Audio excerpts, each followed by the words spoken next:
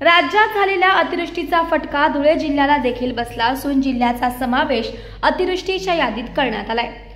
तरी दुसरीकडे मात्र अद्यापही काही ठिकाणी पंचनामे झाले नाहीत। हे पंचनामे त्वरित पूर्ण करून दिवाळीपूर्वी शेतकऱ्यांच्या खात्यात नुकसान भरपाई जमा व्हावी अशी अपेक्षा शेतकरी करतात।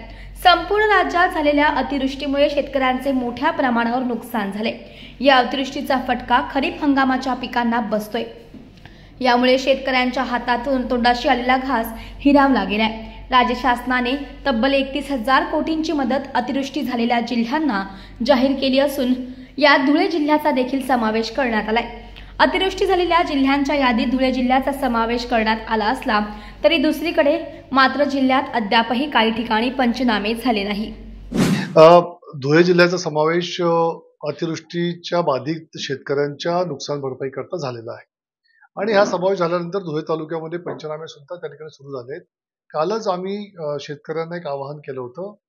आज पुन्हा तुमच्या माध्यमातून मी शेतकऱ्यांना सांगू इच्छितो की ज्यांनी त्या ठिकाणी ई पीक पेरा लावला नसेल त्यांनी ई पीक पेरा लावून घेणं अत्यंत गरजेचं आहे आणि जर पीक पेरा लावण्यामध्ये काही अडचणी येत असतील तर तुमच्या तलाठी कार्यालयामध्ये आपण जर संपर्क केला तर प्रत्येक शेतकऱ्याचा ई पीक पेरा लावून घेणं हे तलाठी कार्यालयाची जबाबदारी आहे आणि त्यामुळे तो पीक पेरा लावणं गरजेचं आहे।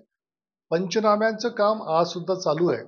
ज्या शेतकऱ्यांचे असं वाटत असेल की आमचे पंचनामे झालेले नाही त्यांनी तात्काळ संपर्क करावा आणि ते पंचनामे सुद्धा त्या ठिकाणी ज्यांचं नुकसान झालंय ते नुकसानीचे पंचनामे करून घेण्याचे आदेश जिल्हाधिकारी महोदयांनी दिलेले आहेत। सन्माननीय मुख्यमंत्री महोदयांनी आधीच जाहीर केलंय की दिवाळीच्या पूर्वी ही सर्व मदत त्या शेतकऱ्याच्या खात्यावरती नुकसान भरपाईची जमा करण्याचे निर्देश त्यांनी दिलेले आहेत। त्यामुळे ही कारवाई फार जलद गतीने होते आणि त्यामुळे आपण आपले पंचनामे करून ई पीक पेरा लावून घ्यावं अशी माझी सर्व शेतकऱ्यांना नम्र विनंती वजा आवाहन। जय पांडुरंग माळी, राहणार धुळे। आमच्या धुळे तालुक्यात जिल्ह्यात आजपर्यंत पंचनामे कधीच झाले नाही आत्ता आणि आमच्या शेतातले सर्व कपाशी पीक असेल भाजीपाला असेल सर्व खराब झालेले व आजपर्यंत आमच्या शेतामध्ये किंवा आमच्या या भागामध्ये पंचनामा करण्यासाठी एकही अधिकार अजून आलेला नाही। तरी सदर महाराष्ट्र शासनाने आता शेतकऱ्यांना मदत जाहीर केलेली आहे तर आम्हाला कशी मदत मिळणार तर आम्ही अजून पंचनामेच झालेले नाही ते आमच्या खात्यात काय येणार। तरी मी सदर या आपले अधिकारी यांना सांगतो की आमच्या शेतात येऊन पंचनामे करावे, आमचं काय नुकसान झाले याची भरपाई शासनाने द्यावी। आमचं शेत वरके रोड जुने धुळे या शिवारात आहे। तरी माझी विनंती आहे की शासनाने आमचे बी पंचनामे करण्यासाठी अधिकारी पाठवावे। ते सदर आम्ही मुख्यमंत्री साहेबांना आम्ही हे करतो की आमच्या शेतातील अधिकाऱ्यांना पाठवून आम्हाला पण 50,000 हेक्टरी आम्हाला बी मदत देण्यात यावी ही विनंती करतो। मी धुळे शहरातला शेतकरी आहे, राजेंद्र रामदास माळी। माझी धुळे शहरात वरखेडी रोडला शेती आहे। अतिवृष्टीमध्ये झालेलं जे नुकसान होतंय त्यावेळेस कुठल्याही पद्धतीने शेतातले धुळे शहरातल्या बाजूच्या ग्रामीण मधले शेती त्याचे पंचनामे झालेले नाहीत आणि आतापर्यंत झालेले नाही। काल परवापासून तो JR आला त्या पंचनाम्याची सुरुवात झाली पण आजपर्यंत तरी कुठल्याही आमच्या धुळे शहराच्या भागात कुठे पंचनाम्यासाठी कुठे तहसीलदार किंवा तलाठी किंवा कृषी अधिकारी आतापर्यंत आलेले नाही।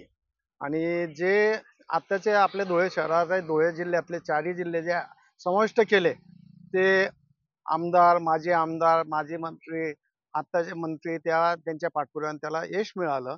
त्या यशामध्ये ते 50,000 रुपये शेतकऱ्यांनी जी मागणी केलेली होती हेक्टरी ती अगदी योग्य आहे कारण तो झालेला खर्चच तेवढा होता आणि आता दिवाळी अगदी 10-12 दिवसाच्या तोंडावर आहे आणि अशा परिस्थितीत आता झालेलं नुकसान आहे। आता तर आमच्याकडे असं काहीच नाही की ते कपाशी असती वेचली गेली असती ती विकली गेली असती, आज ती परिस्थिती नाही। आज जरी विकायची म्हटली 3,000-4,000च्या पुढे जाऊ शकत नाही। आज अशी परिस्थिती की ते आम्हाला जी मदत मिळत असेल ते दिवाळीच्या आत द्यायला पाहिजे। ती पण साधारण 50,000 रुपये हेक्टरी दिलं तर शेतकऱ्यांची दिवाळी चांगल्या पद्धतीने गोड होऊ शकते, नाही ते शेतकरी आजही त्याच गोष्टीपासून वंचित राहील आणि तशी वेळ शासन करणार नाही असं आम्हाला वाटतं। म्हणून शेतकऱ्यांच्या हिताने शासनाने जो निर्णय घेतलेला आहे तर दिवाळीच्या आधी तो पैसा शेतकऱ्यांच्या खात्यात कसा जमा होईल आणि जे शेतकरी त्या पंचनाम्यापासून वंचित आहे त्यांना त्या शेतकऱ्यांच्या शेतावर जाऊन त्यांचे पंचनामे करावे आणि त्यांना सुद्धा तो लाभ मिळावा अशी शेतकऱ्यांच्या वतीने नम्र विनंती.